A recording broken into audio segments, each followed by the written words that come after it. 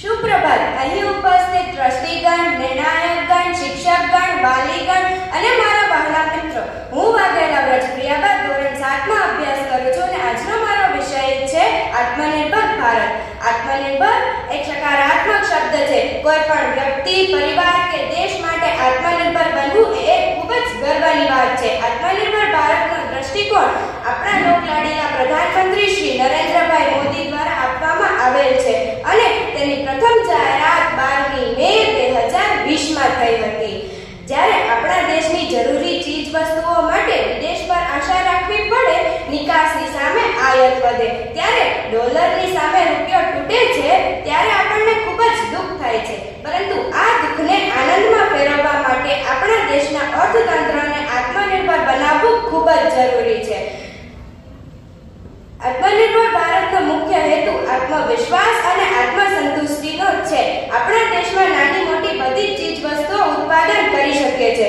જેના ઉદાહરણ તરીકે જોઈએ કે કોરોના મહામારીના શરૂઆતના સમયમાં આપણે sanitiser, PP kit, face mask માટે પૂર્ણ ચીન પર નિર્ભર હતા, પરંતુ આજે તેના ઉત્પાદનમાં નંબર 1 છીએ અને બહોળા પ્રમાણમાં તેનું ઉત્પાદન કરી રહ્યા છીએ, અને એ પણ ફક્ત 2 જ મહિનામાં.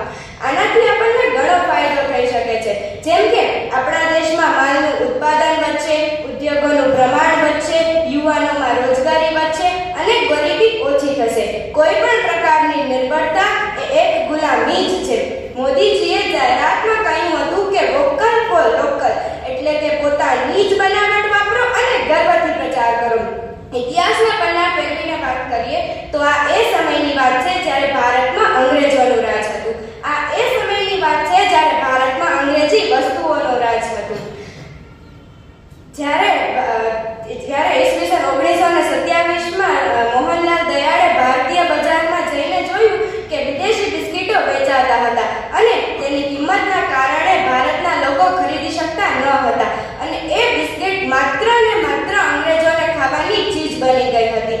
ત્યારે મોહનલાલ દયાળે સંકલ્પ કર્યો કે મારે એવા બિસ્કિટ બનાવવા છે કે જે ભારતના લોકો ખાઈ શકે અને તેને ખરીદી શકે. ત્યારે ઈસવીસન 1927માં સ્વદેશી આંદોલનની શરૂઆત થઈ અને તેનાથી પ્રેરણા લઈ મોહનલાલ દયાળે ઈસવીસન 1929માં મુંબઈની અંદર બિસ્કિટ બનાવવાની કંપનીની શરૂઆત કરી, અને એ બિસ્કિટ બીજા કોઈ નહીં પરંતુ આપણા સૌના પાર્લેજી. હા દોસ્તો, પાર્લેજી આજે વિશ્વમાં સૌથી વધારે વેચાતા બિસ્કિટ છે.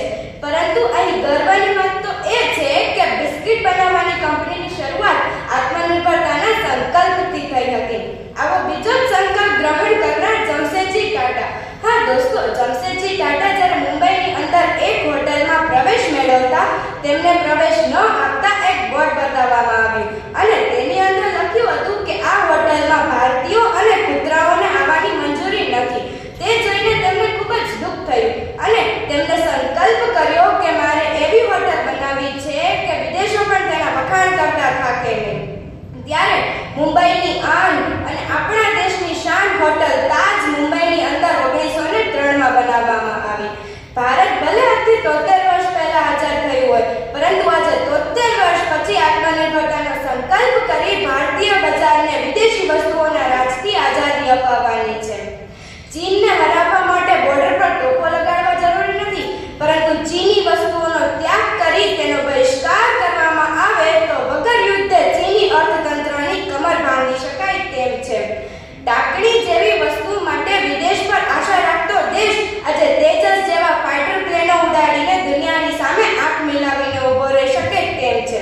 મિત્રો, ભારત એ યુવાનોનો દેશ છે અને યુવાનો એ જ શક્તિનું સમાનાર્થી છે.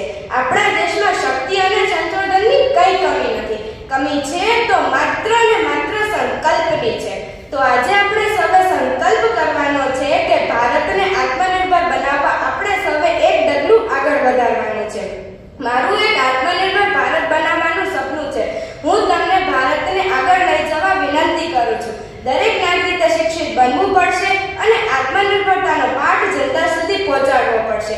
કોહિનૂર ભારતને શક્તિશાળી ભારત બનાવવું જ